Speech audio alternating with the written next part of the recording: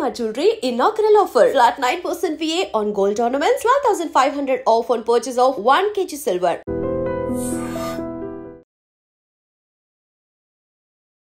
ఈ వార్త ఇంట్రెస్టింగ్గా లేకపోతే షాకింగ్గా మీరు ఏదనుకున్నా సరే కానీ నాకైతే షాకింగ్ లాగానే అనిపించింది ఈ వార్త. ఒకసారి ఈ మనిషిని ఒకసారి చూడండి. ఈయన పేషెంట్ యాక్చువల్లీ ఈయన ఆ పక్కనున్న వస్తువులని రిలేట్ చేస్తూ ఈ పర్సన్ గురించి నేను చెప్పబోతున్నా. యాక్చువల్లీ ఈయన ఉత్తరప్రదేశ్కి సంబంధించిన పర్సన్. ఈయన ఉత్తరప్రదేశ్లోని ఘజియాబాద్లో ఓ వ్యక్తి తీవ్రమైన కడుపు నొప్పితో బాధపడుతూ హాస్పిటల్లో జాయిన్ అయ్యాడు. తీవ్రమైన కడుపు నొప్పి వచ్చింది. స్కానింగ్ తీసిన వైద్యులు షాక్ అయిపోయారు. ఎందుకంటే ఆ వ్యక్తి కడుపులో స్టీల్ స్పూన్లు, టూత్ బ్రష్లు, పెన్నులు ఇవన్నీ కూడా ఉన్నాయి. దీంతో అసలు షాక్ అయిపోయారు. ఈడ చూడండి మీరు, టూత్ బ్రష్లట, పెన్నులట, ఆ తర్వాత స్పూన్స్ అట. అది ఎట్లా మింగిండు, ఆ గొంతులో ఎట్లా పట్టింది ఏంది కూడా అర్థం కాలేదు. నిజంగా ఎంత పొడుగు ఉంటే అసలు మనకు చిన్నగా ఏమన్నా పొడుది ఇంత వస్తువు పోవాలంటేనే మనకు అసలు లోపలికి పోదు, జారదు. అట్లాంటిది అసలు బ్రష్ అంటే ఇంత పొడుగు ఉంటుంది, స్పూను ఇంత పొడుగునే ఉంటుంది. అది ఎట్లా పోయింది, ఎట్లా మింగిండు ఏంటి అనేది కూడా అర్థం కాలేదు. ఎందుకు ఇట్లా అని అంటే, డి అడిక్షన్ సెంటర్లో చికిత్స తీసుకుంటున్న 40 ఏళ్ల సచిన్, ఈయన పేరు వచ్చేసి సచిన్. ఆయనకు కోపం చాలా ఎక్కువట. సో కోపంతో ఏం చేసిండు, స్పూన్లు మింగిండు, టూత్ బ్రష్లు మింగేసిండు. పూర్తిగా స్కానింగ్ చేస్తే ఇవన్నీ వెళ్ళినాయి. అతడికి ఆపరేషన్ చేసిన డాక్టర్స్ 29 స్టీల్ స్పూన్లు, 19 టూత్ బ్రషెస్, 2 పెన్నులను తొలగించారు వైద్యులు. వామ్మో, మీరు చూడండి, 29 స్టీల్ స్పూన్స్ అట, 19 టూత్ బ్రష్లట, 2 పెన్నులను తొలగించారు వైద్యులు. అదే అన్నమాట. బులందర్కు చెందిన సచిన్ను అతడి కుటుంబ సభ్యులు 1 నెల క్రితం గజియాబాద్లోని ఒక డి అడిక్షన్ సెంటర్లో చేర్పించారు. అతనికి తీవ్రమైన కడుపు నొప్పి రావడంతో స్థానికంగా ఉన్న ఒక హాస్పిటల్లో చేర్పించిండ్రు. అల్ట్రాసౌండ్ స్కాన్లో అతడి కడుపులో లోహ వస్తువులు, అంటే నేను ఇంతకుముందు చెప్పినట్టుగా ఈ స్పూన్లు కావచ్చు, లేదంటే పెన్నులు కావచ్చు, ఇవి గుర్తించారు. దీంతో సెప్టెంబర్ 17న మొన్ననే వైద్యులు ఈయనకు ఆపరేషన్ చేశారు.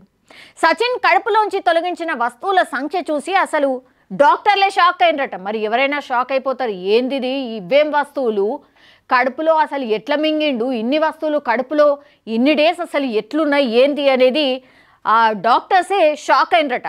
అతడి ఆరోగ్య పరిస్థితి మెరుగుపడడంతో గురువారం ఆయన డిశ్చార్జ్ అయిపోయిండు. ఇలాంటి ప్రవర్తన మానసిక స్థితితో ముడిపడి ఉందని వైద్యులు తెలిపారు. అంటే మానసికంగా కొద్దిగా డిస్టర్బ్డ్గా ఉన్నటువంటి పర్సన్స్ కోపంలో ఏం చేస్తున్నారు ఏంటి అని తెలియకుండానే ఇట్లాంటివి చేస్తూ ఉంటారు అనేది ఇప్పుడు డాక్టర్స్ చెప్తున్నారు. మానసిక పరిస్థితి సరిగ్గా లేని వారు హానికరమైన వస్తువులను హఠాత్తుగా మింగేస్తారని చెప్పారు. సో కోపం ఎక్కువ, ఆయన మానసిక పరిస్థితి కూడా బాగాలేదు. మరి ఏం టెన్షన్స్ ఉన్నాయి ఏంటో తెలియదు.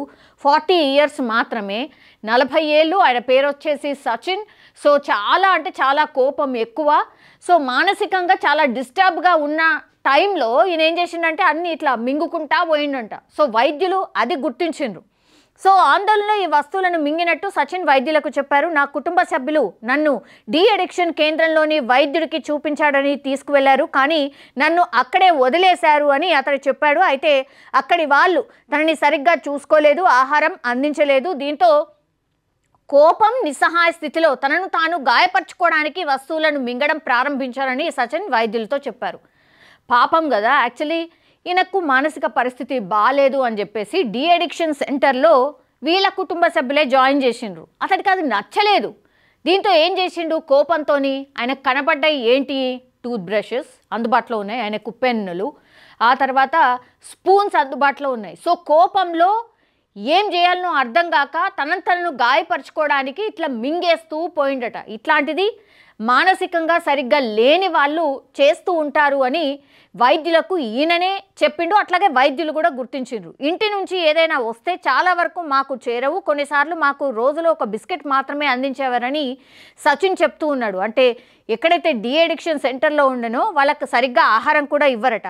ఆహారం దొరక్క కోపంగా స్టీల్ స్పూన్లను దొంగిలించి వాటిని బాత్రూంలోకి తీసుకువెళ్ళి ముక్కలుగా చేసి మింగినట్టు సచిన్ చెప్పిండు. వైద్యులు ముందుగా ఎండోస్కోపీ ద్వారా వస్తువులను తొలగించడానికి ప్రయత్నించారు, కానీ అది సఫలం కాకపోయేసరికి ఆపరేషన్ చేసి తొలగించాల్సి వచ్చింది.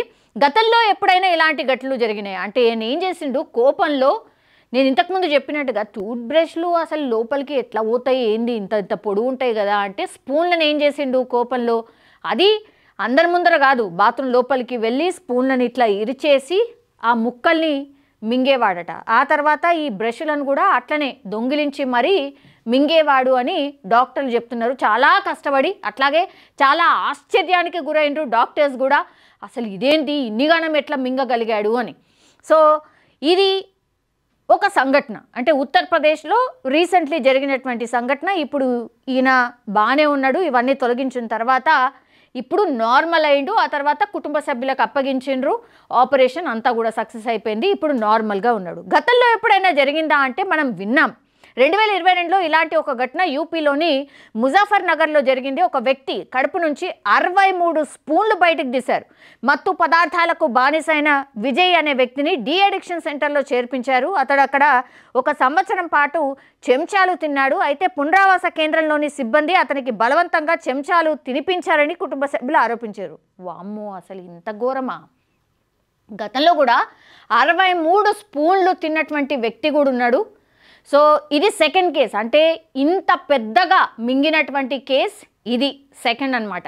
2022 ఒకటి జరిగితే ఇప్పుడు మళ్ళీ 2025లో ఇంకోటి జరిగింది. అప్పుడు అక్కడ 63 స్పూన్లు మింగాడట. ఇంతే, అతడు కూడా మానసిక పరిస్థితి బాగాలేకపోవడం, డీ అడిక్షన్ సెంటర్లో జాయిన్ చేసినప్పుడు మాత్రమే జరిగింది. సో ఇవి రెండిట్లో కామన్ పాయింట్, డీ అడిక్షన్ సెంటర్లో జాయిన్ అయినప్పుడే వీళ్ళిద్దరు కూడా ఇట్లా స్పూన్లు ఏది దొరికితే అది మింగడం, కోపంలో మింగడం చేశారు. సో 2 కేసెస్లో కూడా ఇవే. కానీ అదృష్టం బాగుంది అనుకోవచ్చు, బికాస్ బతికిండ్రు. ఆపరేషన్ చేసి తొలగించినప్పటికీ వాళ్ళు బతికిండ్రు.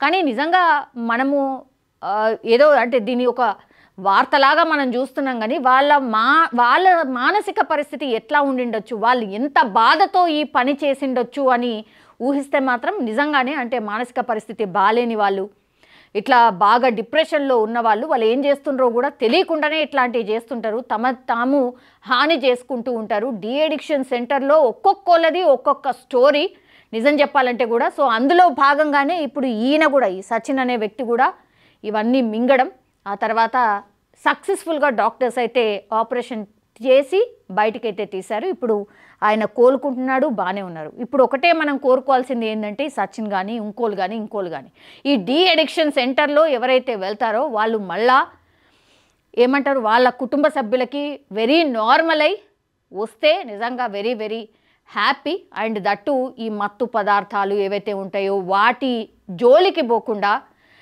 వాటి వైపు పోకుండా ఉండడానికి కూడా కుటుంబ సభ్యులు ముందు నుంచే ఒక ప్రయత్నం చేస్తే చాలా చాలా బాగుంటుంది. సో ఇట్లాంటి కేసెస్ లేకుండా మనం కూడా చూడగలుగుతాం. సో ఇట్లాంటి మీరు ఎప్పుడైనా విన్నారా? ఇట్లా ఈ స్పూన్లు కానీ లేకపోతే ఈ టూత్ బ్రషెస్ కానీ ఇట్లా మింగినటువంటి కేసెస్ మీరు ఎప్పుడైనా చూసారా? ఒకవేళ మీరు ఎప్పుడైనా వినున్నా చూసున్నా జస్ట్ కామెంట్ రూపంలో తెలియజేయాల్సిందిగా కోరుతున్నాం. నిజంగా ప్రస్తుతం ఉన్నటువంటి సమాజం దేనికి ప్రయారిటీ ఇస్తుంది? ఆర్థిక సంబంధాల చుట్టూ మాత్రమే తిరుగుతుంది. మళ్ళీ ఎన్నికలంగానే చాలా విరక్తి కలుగుతాను. మంచి అనిపిస్తుంది కదా, లేడీస్ కూడా ఛాలెంజింగ్ జాబ్స్ చేసినప్పుడు చాలా బాగుంటది. ట్రాఫిక్ అసిస్టెంట్స్ గా నియమించిన ట్రాన్స్జెండర్స్ అందరితో సాల్యూట్ చేయించుకుంటున్నారు. ఫుడ్ డెలివరీ ఇవ్వటానికి వెళ్ళినటువంటి డెలివరీ బాయ్ అనిల్ పై కళ్ళ ముందు